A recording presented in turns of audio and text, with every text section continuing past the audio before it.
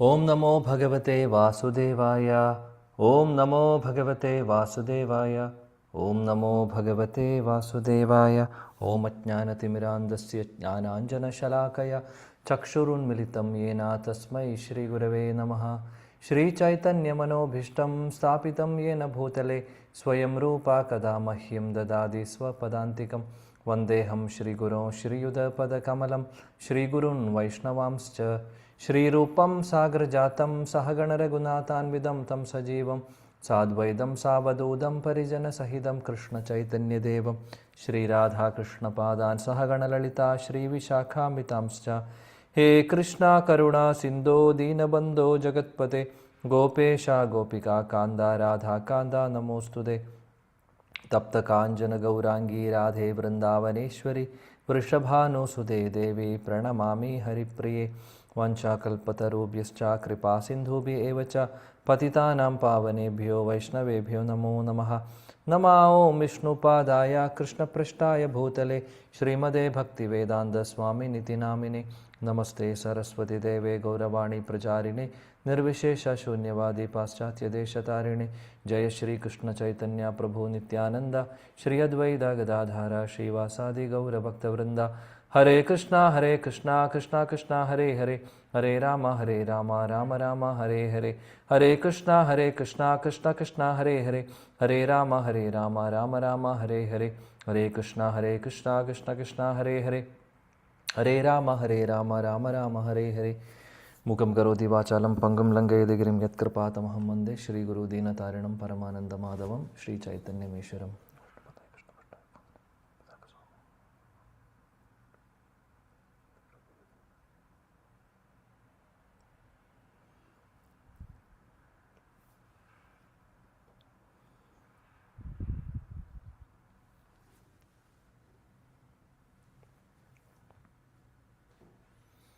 Hare Krishna. So I would like to welcome all of you for today's study of Sri Bhagavad Gita. So we are now in the second chapter. So before we just start, we have some new devotees also joined today. So before we begin, I just want to mention that before the class we are doing some prayers, correct? So these prayers are called as Mangala Acharan, or we can say auspicious, or the prayers for which bestows auspiciousness. This Mangala Acharan means, Mangalam means auspiciousness, right? Acharan, and we are chanting these slokas to invoke blessings from Guru. We start with Guru Pranam, then we are invoking the blessings of Krishna, Radharani, then all the associates of Radha Krishna, and we are also, there are different acharyas in our parampara. We are invoking their blessings also, and we are also invoking blessings, requesting for the blessings of Vaishnavas, the devotees, the pure devotees, and we are also requesting for the blessings from Sri Srila Prabhupada, who is our for the founder acharya for our International Society of Krishna Consciousness, ISKCON. So we are invoking his blessings. So likewise, basically we are doing, we are glorifying them by chanting these slokas, and we are begging their mercy, so that whatever service we are going to do now for the next 1 hour, like one person is speaking, others are, all of you are listening. So I am doing Kirtan, all of you are doing Shravan. So both Shravanam and Kirtanam are equally important in our spiritual life. The more we hear, the more we will be able to speak. The more we speak, the more we will understand. So both are interrelated. So there is nothing like only the speaker is getting benefited. Listeners are equally benefited. So now I may be delivering a class here.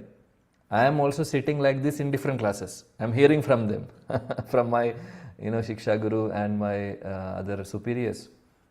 So I am here, maybe I am speaking, but in other classes where I am a student or I am listening, I am the listening mode. So both listening mode and hearing mode, listening mode and speaking, both are important in our spiritual life. So both these services, so now for the 1 hour we are going to study Bhagavad Gita. So we need blessings. We cannot do just like that. We don't have any qualification, any one of us, because we are in this material world since time immemorial. Time immemorial means we can't even say how many number of or how many billions of years we are struggled in this material world. This material world is dukhalayam, as we all know. This is not the right place to live. So Krishna is saying that this is not your home. Your home is spiritual world where I am situated, and that home is all full of bliss, and the spiritual world is full of happiness. There are no miseries. There is no birth, death, old age, disease, or any kind of kleshas. Miseries caused by mind, miseries by natural disaster, miseries caused by any living entities or anything. Nothing. The place where Krishna is, or or Vishnu, or spiritual world, what we are talking about, is a place free from all the miseries. That is why spiritual world is also called as Vaikunta. Kunta means miseries. Vai means no miseries. So the place where there is no miseries is Vaikunta, spiritual world. So being Krishna's part and parcel, we all know, we have studied Bhagavad Gita, 2nd chapter. We are studying that chapter. In the beginning, we have understood that we are not this body. Whatever we are seeing outside is only a covering. So I have a dress now, kurta. When this is getting old, I will throw this and get a new one. Correct? Similarly, what is happening to all of us? We are not this external body. When the body become old, what is happening? The soul will leave the body and take another body. And which body we are getting in the next life depends upon what is our karma. How much, how we have used our free will, how we have used our independence. Have we done good things? Have we done some spiritual practices? Then we will get a good future. If we have done some sins, we will have to suffer for that. And if we are living like an animal, just for eating, mating, sleeping, and defending, and not doing any spiritual activities, then we will get an animal body. That's how we have been transmigrating in this world, in this material world, since time immemorial. Time immemorial means we cannot even say how many years. That is why. So Krishna says, all of you are struggling here, dear devotees. He is telling us, all of us, that is why I come sometimes in this world to remind all of you. Krishna is taking avatar. Krishna is coming to this material world to remind us that this is not the way, this is not the place for you. I am coming here to remind you that you actually belong to the spiritual world, but somehow you are stuck here. I am going to take you. I am ready to take you, but you please follow what I am trying to say. You follow what I do. You follow what I say. If you follow that, I promise you that I will take you to my spiritual abode. I promise you that I will take you there. Krishna is many places in Bhagavad Gita itself, he is saying, he is giving this assurance. Is giving this promise that if you follow what I am saying, I assure that I will take you to spiritual world. And for that he comes in some scheduled period. So Krishna himself came 5,000 years back. In the end, towards the end of Dwapara Yuga he came. Now we are in Kali Yuga. So after Krishna left, then we all are reminded. Now still we are discussing about Bhagavatam, still we are discussing about Krishna's pastimes, which happened 5,000 years back, or maybe more than that. And Lord Ram's pastime happened in Treta Yuga, many lakhs of years before. Still we are discussing about Ramayana. And story of Hiranyakashipu, Prahlad Maharaj and all happened in the Satya Yuga. We are still discussing about Prahlad Maharaj and Hiranyakashipu and Narasimhadev. Why? Because Krishna's pastimes, different incarnations he comes. Krishna is the Supreme Lord. He takes different avatars and he comes in different yugas.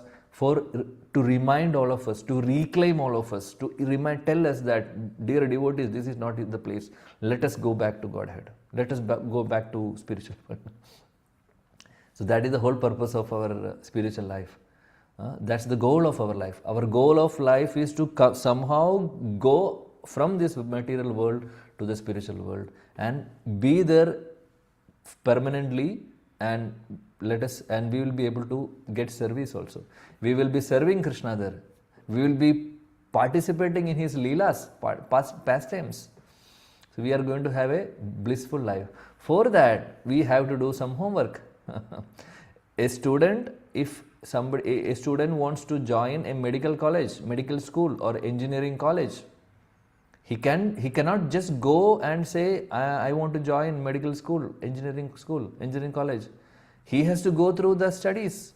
He has to start from the KG, then moving forward, then high school, then 12th, then if he is qualified enough to enter into the medical school or engineering college like IIM, IITs or any big colleges or medical schools, big medical schools also. If we have the eligibility, if we have sufficient eligibility, if we are meeting the criteria, they will take us to the college. Otherwise, we will not get admission, isn't it? Similarly, to go to the spiritual world, we should have some eligibility. We should have there is some criteria. That criteria, what we have to do, what if you do this, what will happen? Everything Krishna is giving through scriptures. So what we are doing now is trying to practice spirituality, correct? Trying to follow the spiritual principles. And that brings us eligibility to go to the spiritual world. So, if we more hear about Krishna, if we more chant Krishna's name, we are slowly and gradually we are learning in that path, like a student in the school, learning one class after one class after one class after, then coming to the college, entering into the schools, then maybe post-graduation, then going for PhD or maybe going for a job. So it's a gradual process. So we are also doing the same thing. So let us all be students here, including me, every one of us. We are all students. We are all learning. We are all learning spiritual, the principles from the scriptures. We are all trying to learn Bhagavad Gita, Bhagavatam, and the principles, and the lessons, and then understanding how to live in this world and how to go from this world also. What is my goal of life? What I have to do? Everything we are learning. So for that we need blessings of all our gurus, our Krishna, and Krishna and Radha and everybody. We need blessings from our pure devotees. So we are invoking their blessings through the Mangalacharan before we start. So anybody is not knowing this by heart, we will give you. I will send you in the group. Then we can slowly we can learn the one prayers of this Mangalacharan, and we'll give you the meaning also. So we understand the meaning, and then we can slowly. So every day when we do these prayers, not necessary that only for the class. We can chant this every day. So when we chant every day, what will happen? We will understanding the meaning. We are offering prayers, and we will get blessings. Also, we will by heart those verses. All this happened when I learned, or any one of you, some of you already learned. How we are learning is by repeating it. By repeating every day, we will automatically by heart it. But then when we know the meaning also, it will be very nice. So that's the whole purpose. So I just gave a glimpse of not only regarding the prayers, but just to remind all of us the purpose of life. Okay. So now we are in the second chapter, right? So I already shared the screen. Let me, 1 second. Hare Krishna, Krishna Krishna, Hare Hare, Hare Ram, Ram Ram, Hare Hare. Hare Krishna, Krishna Krishna, Hare Hare, Hare Ram, Ram, Hare Hare. Right. So we are in the second chapter, basically, just to very quickly, go through our overview what we have learned till now. Just in 5 minutes, I will finish, or 5 to 7 minutes. the Bhagavad Gita is starting with the lamentation of Arjuna. Lamentation means what? Arjuna is sad. Arjuna is thinking, I cannot fight this battle because so many relatives are there. I have to fight against them. I have to kill them. That's not right. So Krishna is telling them, Arjuna, actually you are only, if you fight and killing means you are only killing the body, not the soul. Soul cannot be killed. Your actual identity is soul. Then Arjuna is asking, then why I have to even kill the body? Krishna is saying that there are some principles we need to follow. There is something called dharma and adharma. When there are some adharmic people or adharmic principles prevailing in our world, we have to cut that. For example, what is the example we can say? If there is a criminal, imagine if a person, serial killer or a serial rapist or whatever, we can say there are so many people, criminals like that. If we do not punish them, what will happen? They will repeatedly doing it. Not only that, that will encourage others to do it also. Then what will be the situation of our country or our world? People will do whatever they feel, and everything. So many sins. So many people will become corrupted. So many people will do the sinful activities. So the punishments are there everywhere. So punishments and reprimandment is required. So Krishna says, if there is any decline in the religious principles, dharma, then I personally come and remind all of us, and I re-establish the dharma. So Arjuna, you are now, actually you are helping me in establishing the dharma. So for that, because these Kauravas are not good, they are against the principles of Shastras. They are not following dharma, they are following adharma. So we have to destroy them. That's the rule. So don't say that I cannot do my duty. So Krishna is saying you have to do your duty. Is inspiring him. So Arjuna had so many reasons that I will not fight. They are my relatives. I may get sinful reactions. This all we have seen in the first chapter of Bhagavad Gita. Then Krishna is simply hearing Arjuna's problems. Then finally, in the second chapter, beginning, 7th verse, Arjuna is surrendering to Krishna, saying that Karpanya dosha pahada swabhava prachamitam tvam dharma samuda chetaha yashrayasya nishchidam bruhidan me shishyasteham sadimam tvam prapannam shadimam tvam prapannam. He is saying, oh Krishna, I do not know what should I do. I am completely confused. I am completely bewildered. Please tell me what should I do. It's a good prayer. We also are facing so many problems in our life, dear devotees, correct? Every single day. So many decisions we have to take. We don't know what we have to do, what we should, whether I do this, it will be okay. Whether I do that, this will be fine. So many confusions. Bewildered. We are completely confused. So what Arjuna is doing? Arjuna is taking shelter of Krishna. Arjuna is telling Krishna, I am completely confused. I don't know about my duty. You please tell me what should I do. I will follow what you say. Because I consider you as my guru. You are guru. Actually, Krishna is Supreme Lord, and here acting as a guru for Arjuna. And Arjuna is telling Arjuna, Krishna, you are my guru. I am surrendering to you. I am a disciple of you. You are my spiritual master. You are my guru. Please tell me what should I do.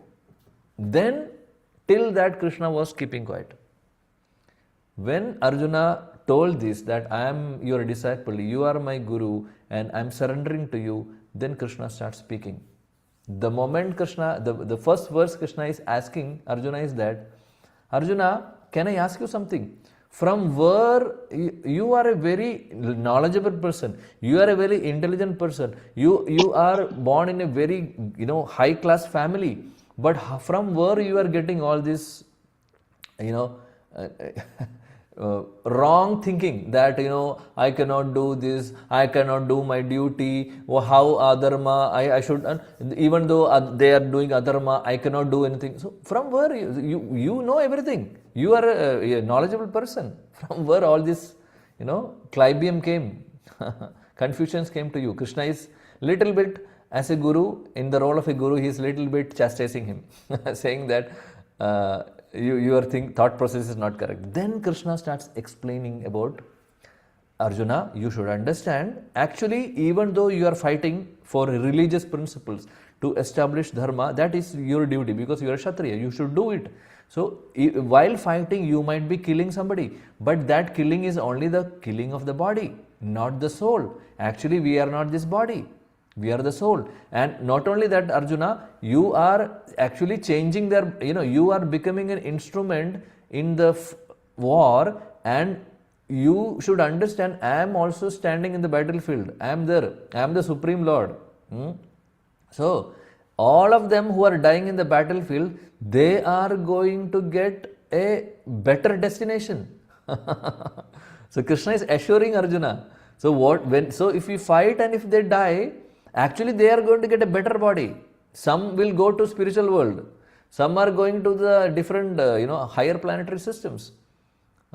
Like Swarga and different, many explanations are, but if we are dying in the presence of Krishna, we will go to spiritual world directly, our Acharya says. So, Krishna is telling Arjuna, actually they are going to get benefited, and why are you stopping in doing that? Then he explains about the science of soul. He is saying soul cannot be killed, soul cannot be cut by weapons. So, only the body can be destroyed, but soul cannot be destroyed. So, he explains the science of soul to Arjuna from the verse number 12 to 30 of 2nd chapter.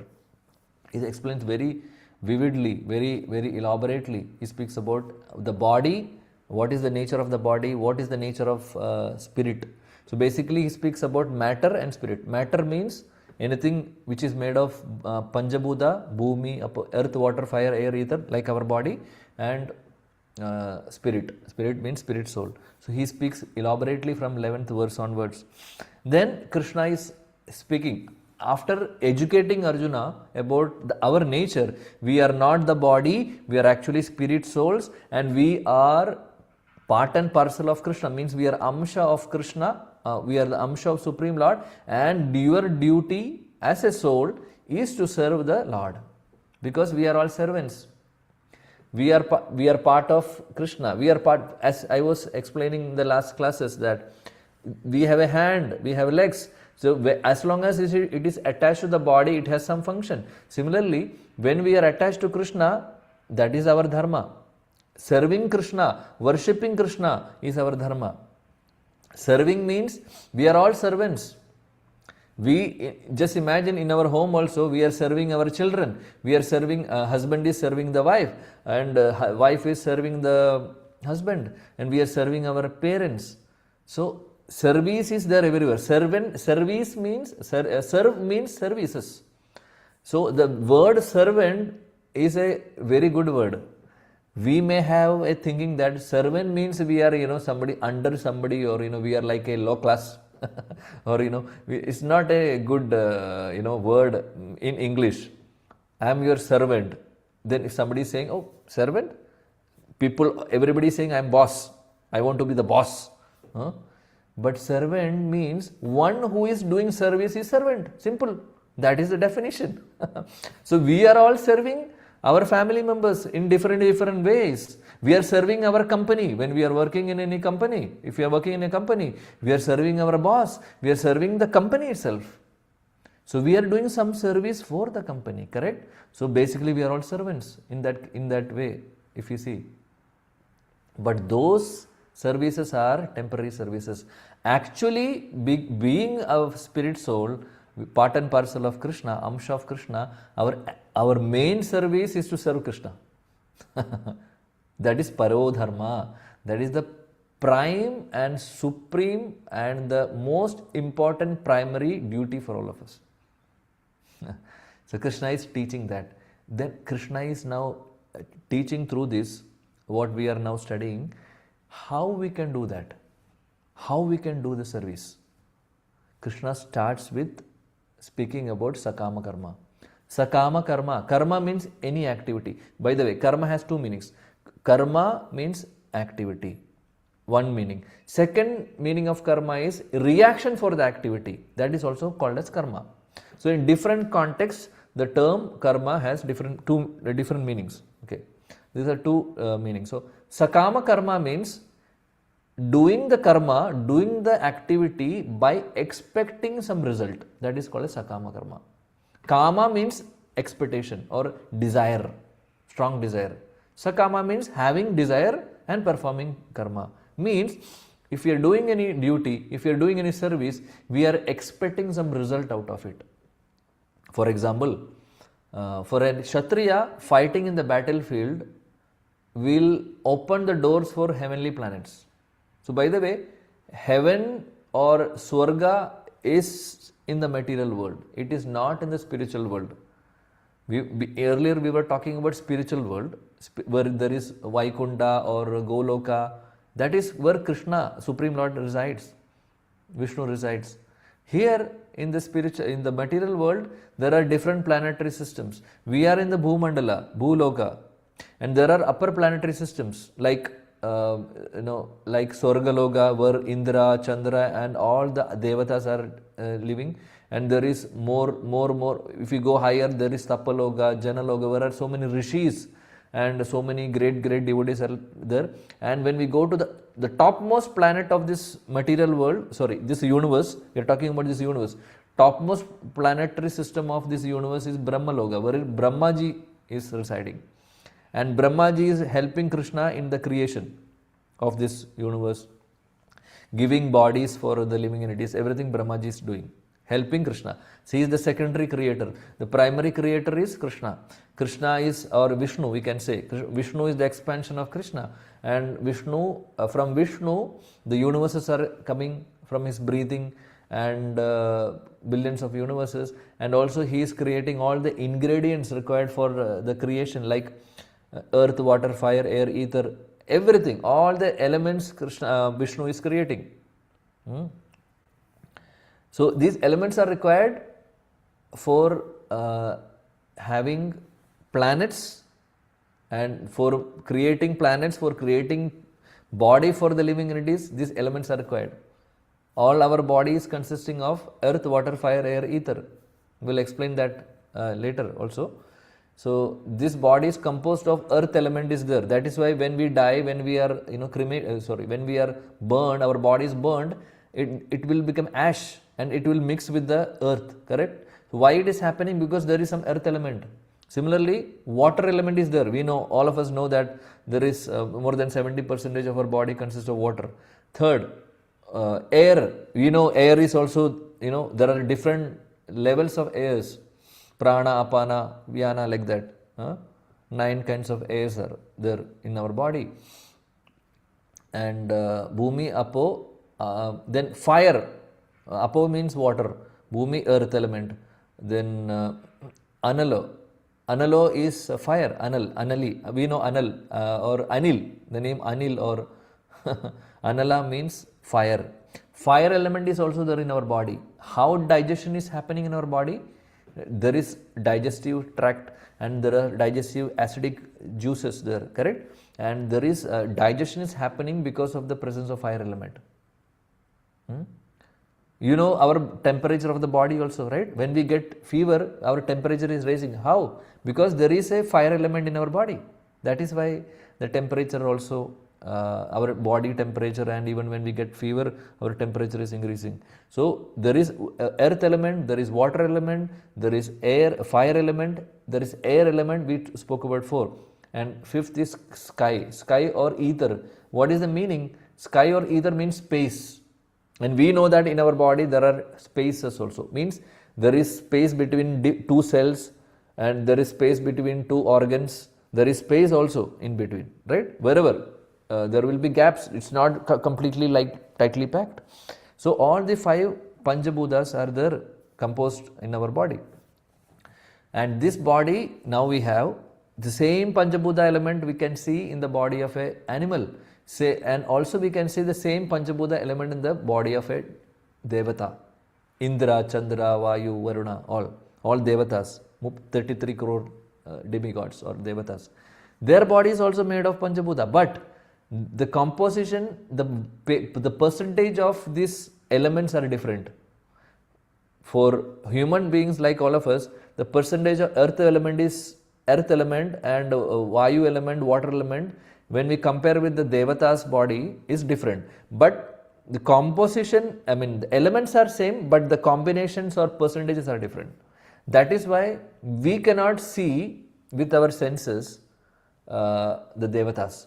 But their body is much advanced, they can see us. Indra, Chandra, Vayu, they can see us, but we cannot see them with our eyes. But still they are having a material body. So Devatas are also having a material body. But Krishna has spiritual body, Vishnu has spiritual body, Narayana has spiritual body, Lord Shiva has spiritual body. Because Shiva is the expansion of Krishna, that is why. But from Brahma onwards, down the line, Brahma, Indra, Chandra, all the other Devatas, 33 crores, all of them are having body with Panchabhuta. And that will be destroyed. Panchabhuta body will destroy one day. But spiritual body will never destroy. So Krishna is speaking here, telling that about the duties. Krishna is saying, even Arjuna, you are not ready to fight, but I am telling you, even you can even desire some result and you fight. If you are not fighting, it's bad for you, because you are a great Kshatriya. You are very well known in the entire world. You are very famous. You are a famous fighter. You are a famous personality. If you are running away from the battlefield, being a Kshatriya, running away from your duty, you are incurring sin. You will get infamy. People will start blaming you. Oh, what a coward is Arjuna. People start criticizing you. So better you fight. Then Krishna is encouraging Arjuna, saying that if you fight, you are going to get heaven, or you will be winning in the heaven. Means, see, anybody dying in the battlefield in a religious battle, if he is a Kshatriya, he will be able to go to the not spiritual world. He will automatically be eligible to go to the higher planetary systems like Swargaloka and all.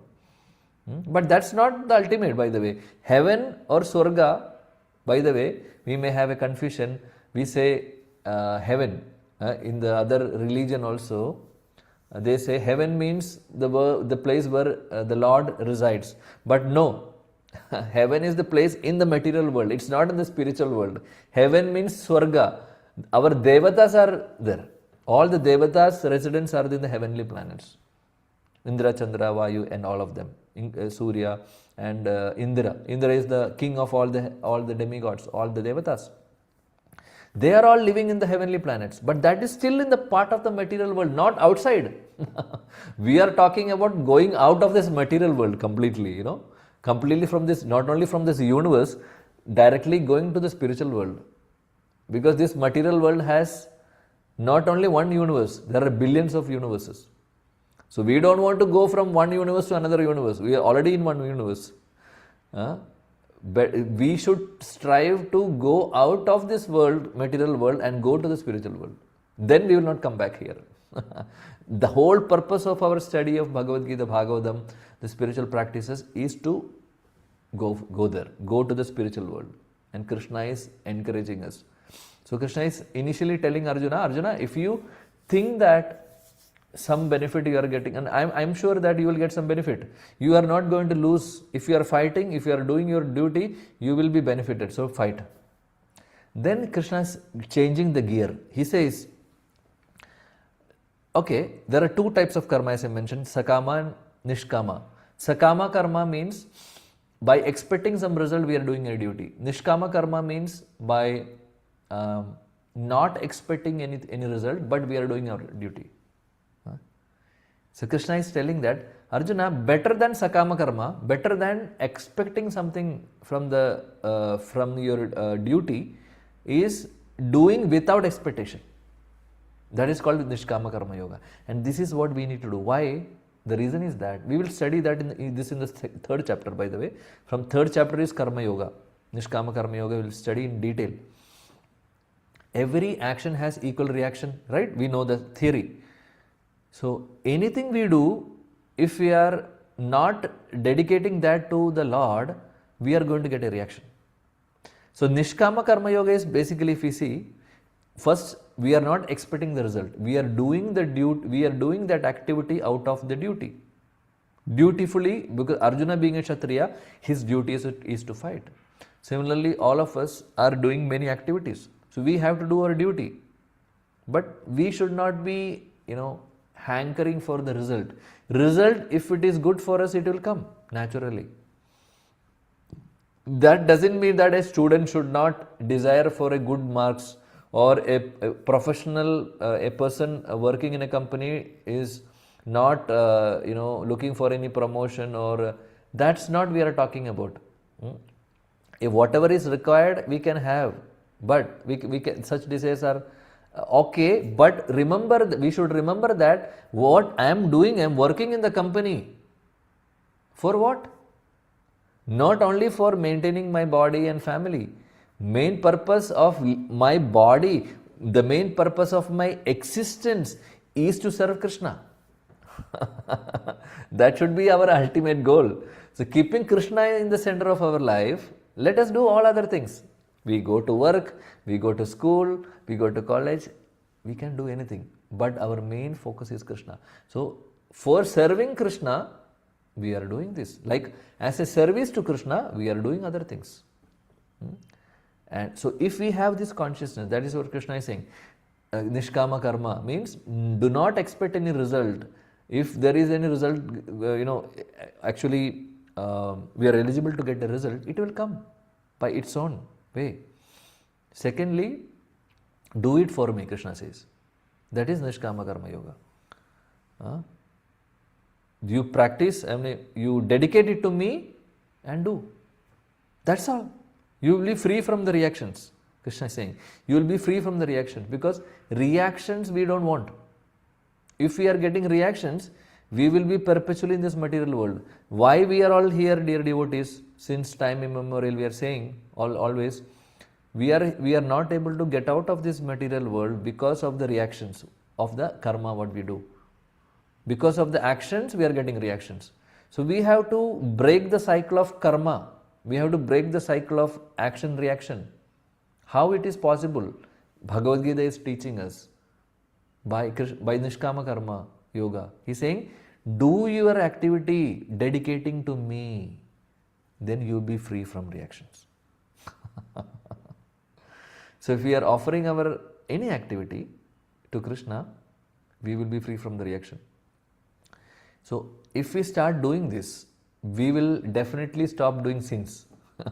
Because we know that sin cannot be dedicated to Krishna. Right? Wrong things cannot be dedicated. So we will naturally become pious. We will naturally become good. Sadhu,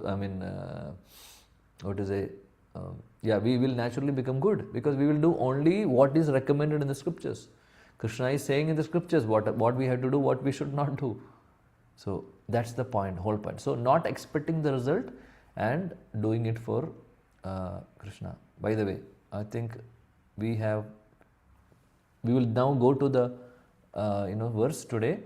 I just gave you a brief of whatever we have studied. I hope this is helpful. It is required for us to remind what, even for those who know, please don't think that I know all this. We don't know anything, by the way. Even I don't know. If you start thinking that I know, then we are zeros. Dear devotees, spiritual life is not just like other things. The more we become humble, the more we hear about Krishna, the more the philosophies are clear, the more we hear, it is good for us. We are not losing anything. So those who know or heard about this, it's a revision. Those who don't know, it's a good reminder. And a person like me, for me, again, the more we read, the more we study, the more we discuss, it will go inside our heart. Okay, so that is why we all discuss these things, these points. So now let us conclude, let us speak about, I think 52, right? Yeah, 52. So in the verse number 50, Krishna is saying that, 50, I will just say, let me just go to 50, just to get a background. Already we have discussed. Yeah. So in the 47 verse and onwards, we have to know now three things. Just we have to understand three terminologies. One is karma, vikarma and akarma. Okay? Karma, vikarma and akarma. So what is karma? Karma means any activities which is mentioned in the scriptures. We are not talking about anything out of the scriptures. Karma means some karma or activities, some duties which is mentioned in the scriptures.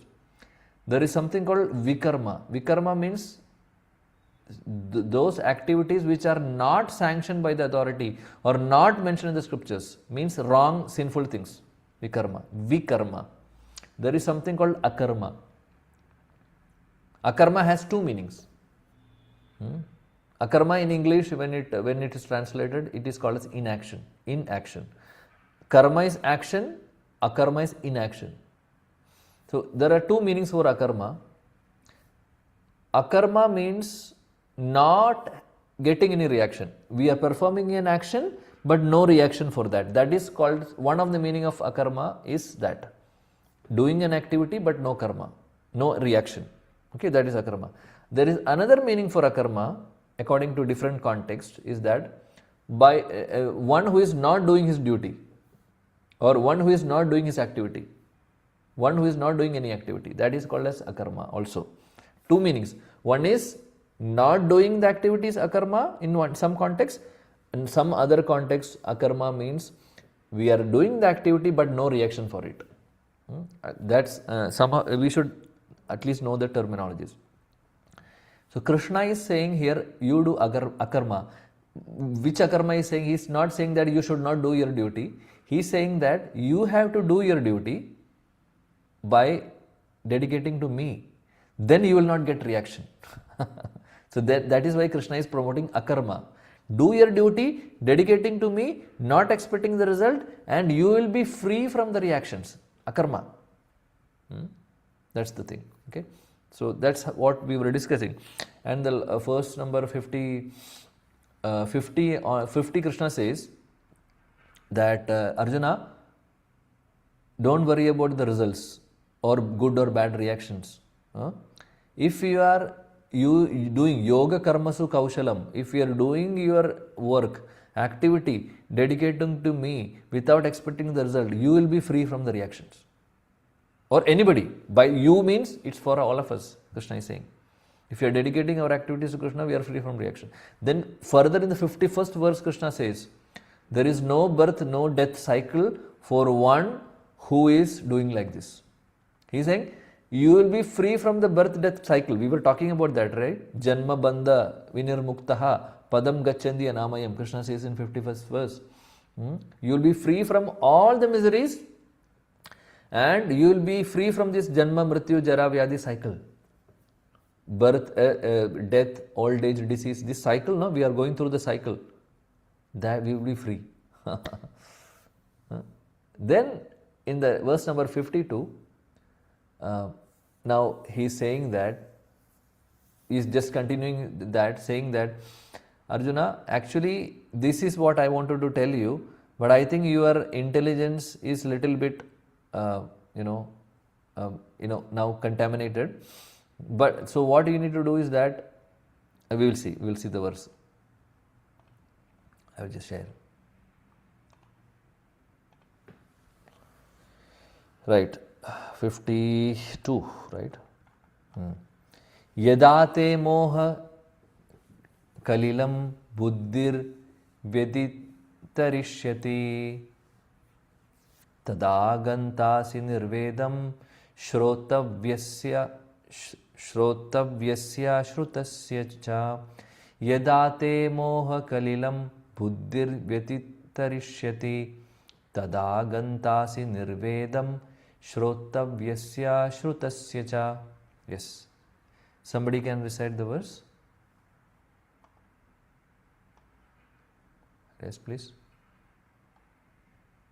Subhas Prabhu, Hare Krishna. Hare Krishna.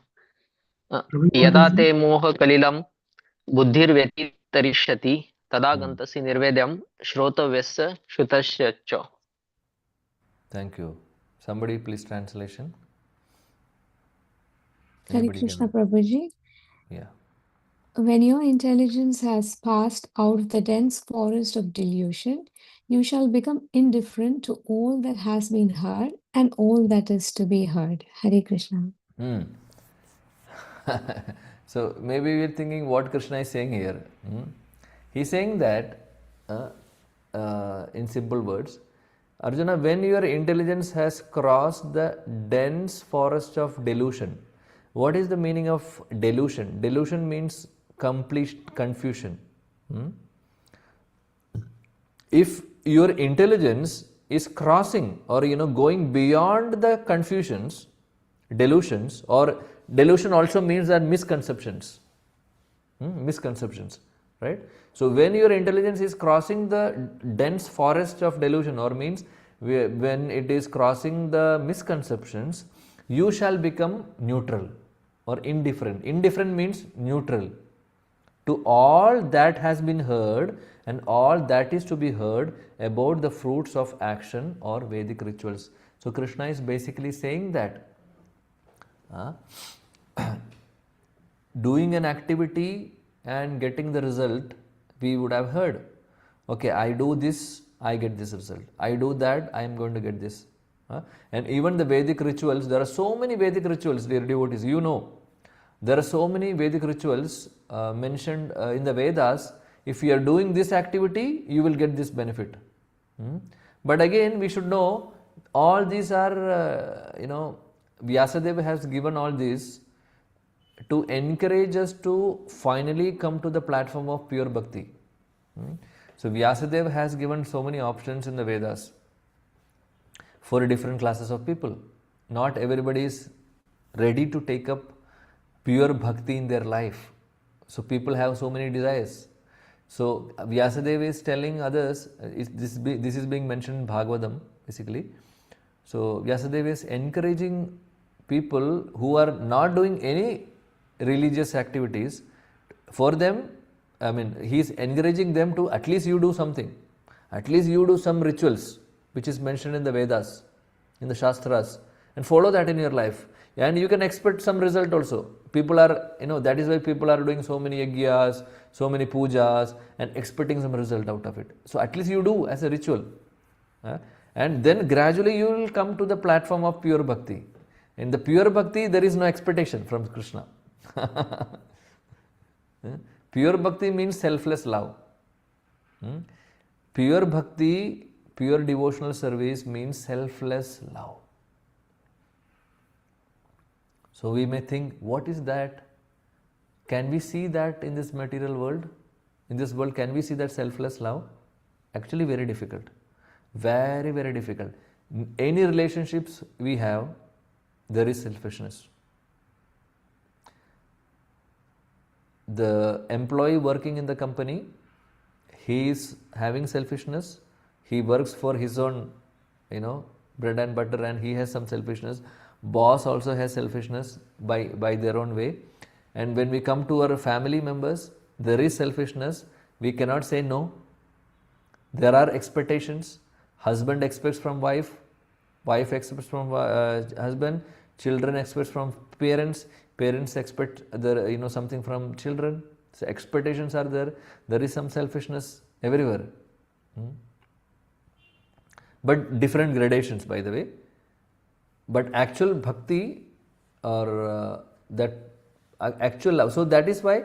So we have love and we have relationships with our family members and all. But there is a tinge of selfishness everywhere. If you are scratching my back, I will scratch your back. So otherwise, how the fights are happening? People are fighting each other. Whatever I say is the correct. I am saying. Somebody is saying that no, this is what my viewpoint, so you should follow me.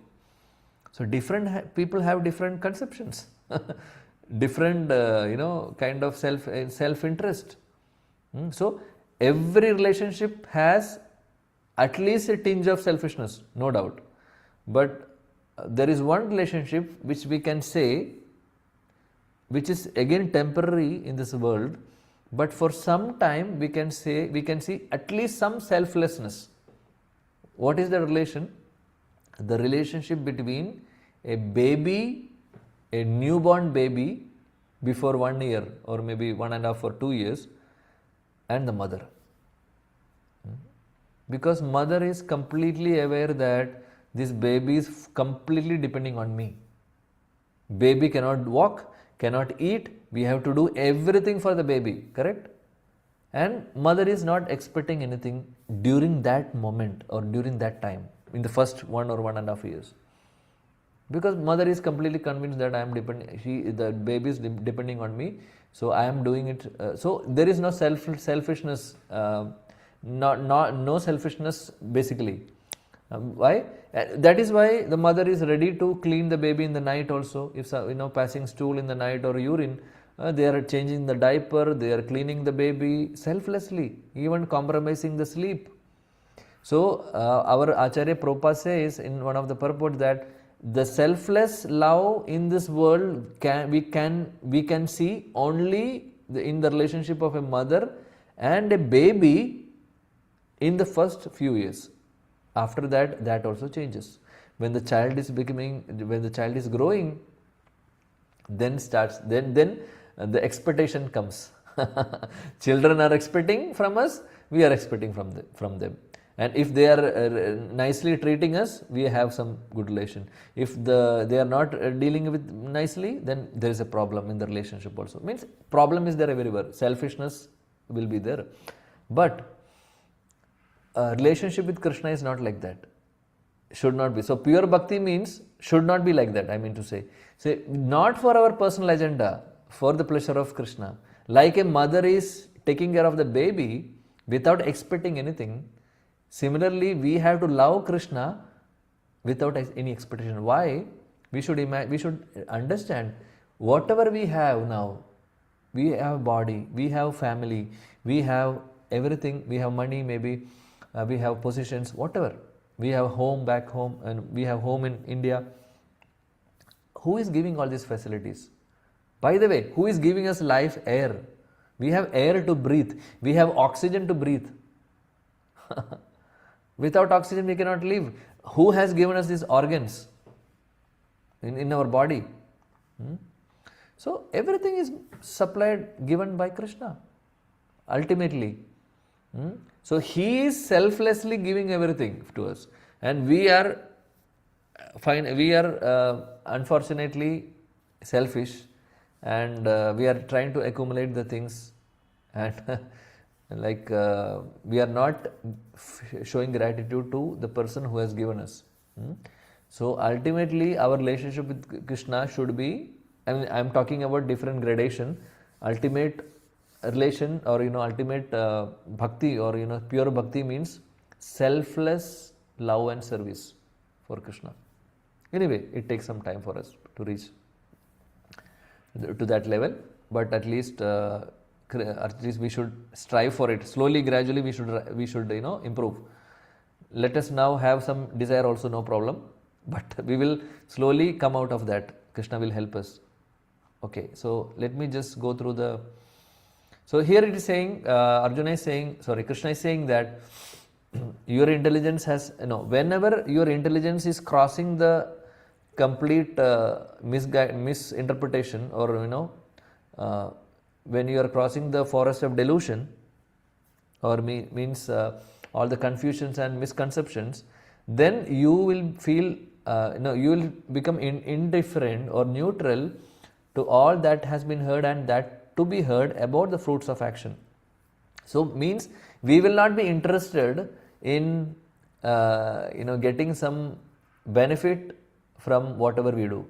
We will become indifferent, Krishna is saying. When we cross this forest of delusion, when we are crossing the misconceptions. So misconception is that I am the enjoyer. I want to enjoy. No, that everything will change. Our perception of life will change. Then we will understand that, okay, whatever I am getting, okay, temporary, okay, anyway, given by Krishna only, it's all temporary. I don't have to worry about all this, I want to focus more on spiritual life, like that. So Prabhupada says in the purport, let us read. There are many good examples in the lives of a great devotees of the Lord of those who became indifferent to the rituals of the Vedas simply by devotional service of the Lord. So when a person factually understands Krishna and his relationship with Krishna, he naturally becomes completely indifferent to the rituals of the fruitive activities, even though as a Brahmana. Sri Madhavendra Puri, a great devotee and Acharya in the line of the devotee, says. So Prabhupada is saying here, our Acharya Prabhupada is saying, Srila Prabhupada says that there are good examples in our Vaishnava community that when we start performing devotional service, when we start performing proper bhakti, following the principles, then all the ritualistic things in the Vedas will become non-important for us. Ritualistic means there are so many rituals given in the Vedas, in the Shastras. Even we also do so many rituals, right? But are we getting the proper result for that? And most of these rituals are giving us only temporary benefit. All these rituals, most of the rituals are giving us some material profit. But that is not permanent. We are not getting anything permanent from that. But we are getting permanent asset when we perform bhakti, when we perform devotional service. When we do that, devotional service or bhakti, then we are getting permanent asset. Other Vedic rituals may give us temporary benefit, but again it's a temporary and is not helping us to get connected to Krishna. It is not helping us to get out of this world, because whatever material benefit we are getting through or fruits or whatever benefits we are getting by doing any ritual or something, which is temporary, first thing. Secondly, and once we get that fruit, once we get that benefit, we will try to enjoy that, and what will happen? We will again trapped in the karma cycle, because we will get reaction. Because we are eager to enjoy ourselves, forgetting Krishna. When we get the benefits, when we get the fruits, then we are again entangled in the karma cycle, correct? So we cannot get out of the karma cycle. So that is why it's not good. So here Prabhupada is reminding us that by performing devotional service, by performing bhakti, then we will not be interested in any of the Vedic rituals. We will directly serve Krishna by chanting Krishna's name, by doing all the spiritual, by worshipping him, by studying the scriptures, by hearing about him, like that. He gives an example. Sripad Madhavendra Puri is one of the greatest acharya in our line. Sandhya vandana bhadramastu bhavado bhosnana tubhyam namo bho deva pitarascha tarpana vido naham kshamaksham kshamyatam yatra kvapi nishadya yadava kulotam tam sasya kamsa dvisha smaram agam harami tadalam manye ki manye me anyena me. So the meaning is that, oh my prayers, so this is Madhavendra Puri's prayer. He's praying, oh my prayers 3 times a day, all glory to you. So he's praying basically, oh bathing, he's talking about bathing. I offer my obeisances to you, oh demigods means devatas, oh forefathers, oh my or our forefathers.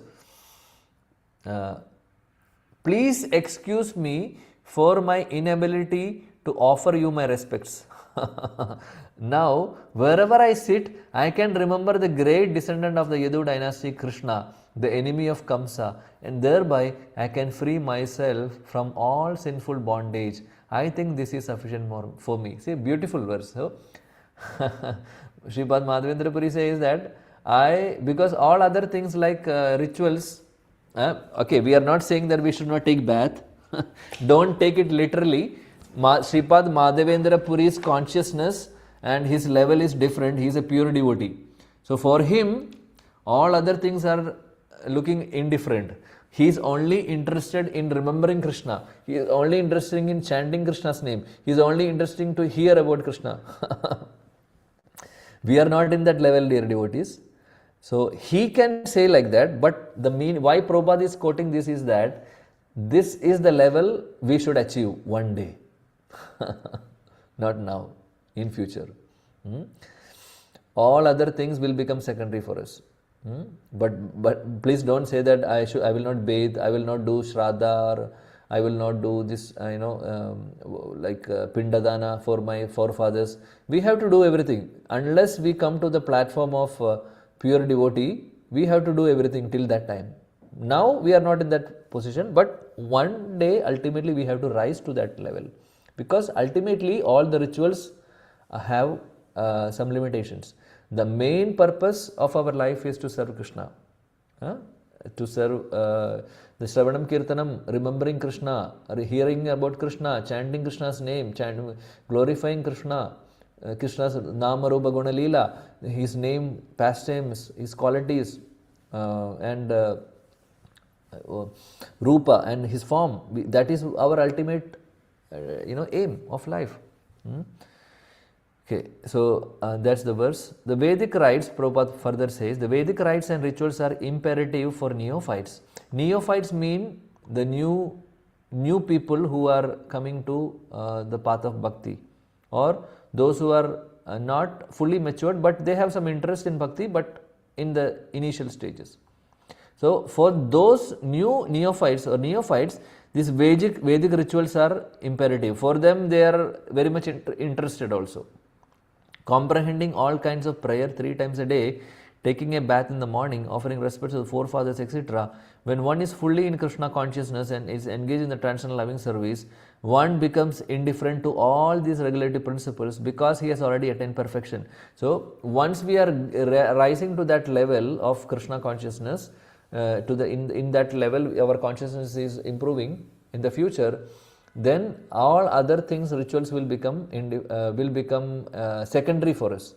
Our primary focus will be serving Krishna, remembering about him, and seeing his form, worshipping him, chanting his names. That will become our priority. If one reached the platform of understanding by service to the Supreme Lord, he has no longer to execute different types of penances and sacrifices recommended in the revealed scriptures. So penances means austerities, tapasya. Sacrifices means any yagya or any activity we do. So there are different types of tapasya and different types of Vedic sacrifices mentioned in the Shastras, in the scriptures. But when we start worshipping Krishna directly by chanting his name, hearing about him, by devotional service to the Supreme Lord, then other things will take a back seat.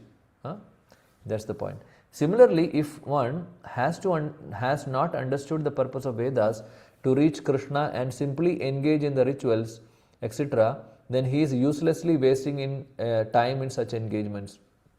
Persons in Krishna consciousness transcend the limit of Shabda Brahma, or the range of the Vedas and Upanishads. So the point is that Shabda Brahma means the Vedic words, the words, or the writings of the Vedas or Upanishads. The person in Krishna consciousness means a person who is a pure devotee, complete in Krishna consciousness. For him, all the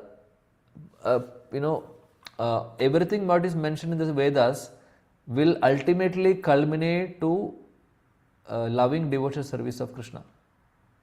That is the point. All the rituals will become secondary and the focus will be to serve Krishna. Actually, dear devotees, all the Vedas, all Upanishads, all Vedic literatures, they are giving different options for different classes of people.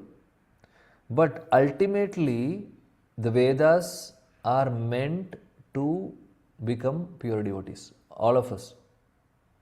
Ultimately, Vedas are ultimate conclusion of Vedas or any scriptures. Ultimate conclusion is to become a pure devotee, to serve Krishna selflessly, to serve or do devotional service selflessly. This is the ultimate thing. But to reach to that stage, it's not easy as for everybody. It takes some time because different people are having different consciousness, different gunas they have. Sattva-guna, Rajoguna, Tamoguna. The combinations are different. So Vedas are giving different options so that anybody can enter into the path of devotional service. and different options are being given.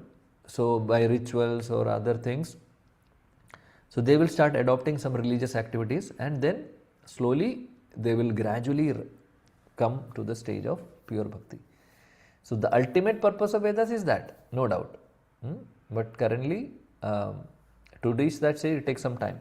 So Veda Vyas or Vyasadeva has given different options for different classes of people.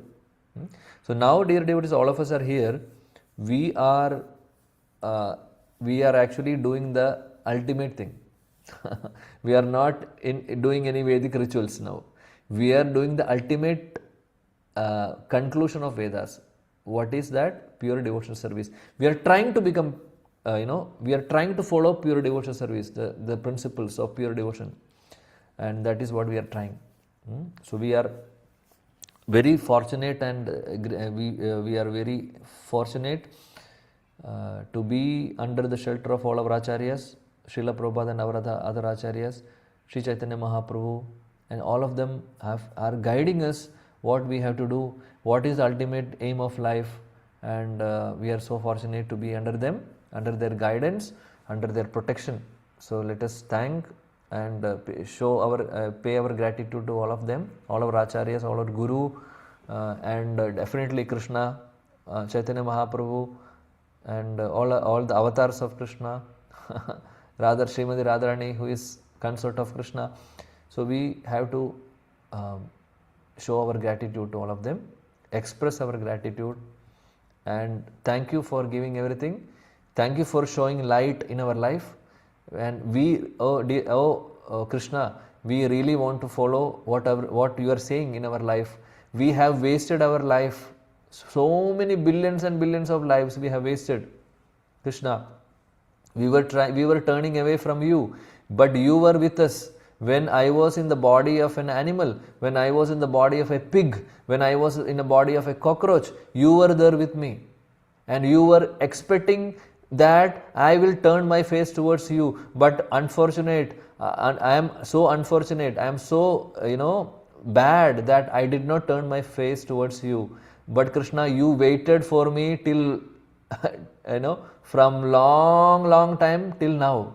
And now, after many billions and billions of births, I am now trying to turn my face towards you, Krishna. Now I understand, I am trying to understand the importance of this, and please forgive me for all my mistakes.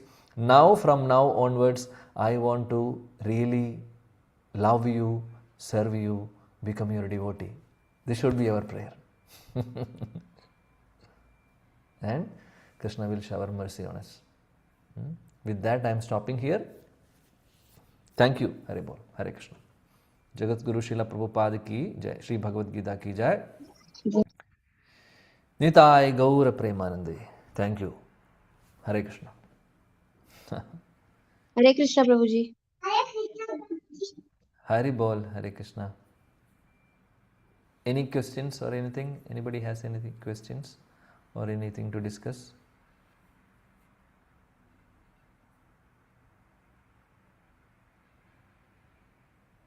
Anybody has anything to ask?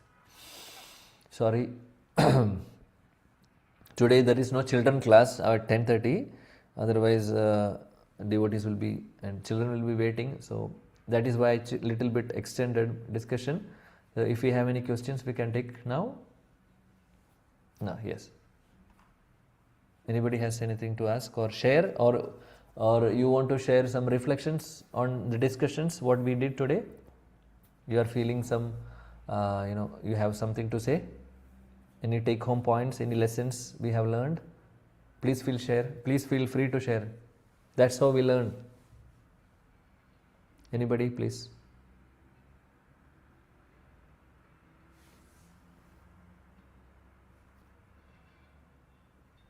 Hare Krishna, Prabhuji. Yes. Pranam, Prabhu. Prabhu, so the actual meaning of akarma, do the action, but there will not be any reaction, right?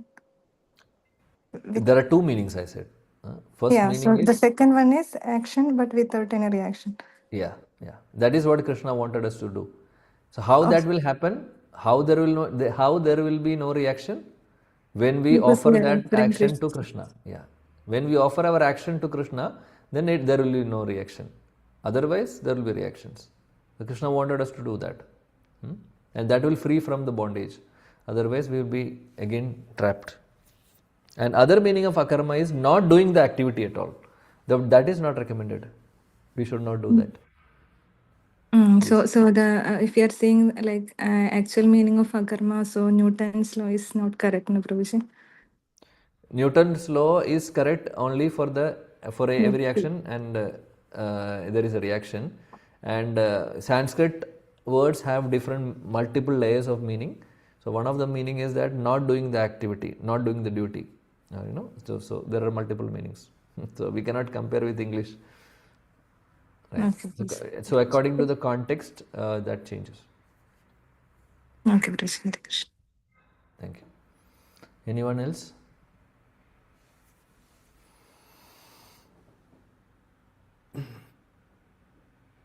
All right, if no questions, let us pause here. By Krishna's mercy, we'll continue next week. Next week, some devotees are going to Mayapur for initiation, and so maybe next week we will not be having class, this online class. We will resume afterwards, and we are trying to have the physical classes also whenever possible. And those who can attend physically can attend, otherwise we will do the online parallelly also. Both, it will be both online and physical. So those devotees who are in Musafa, we can have the classes there.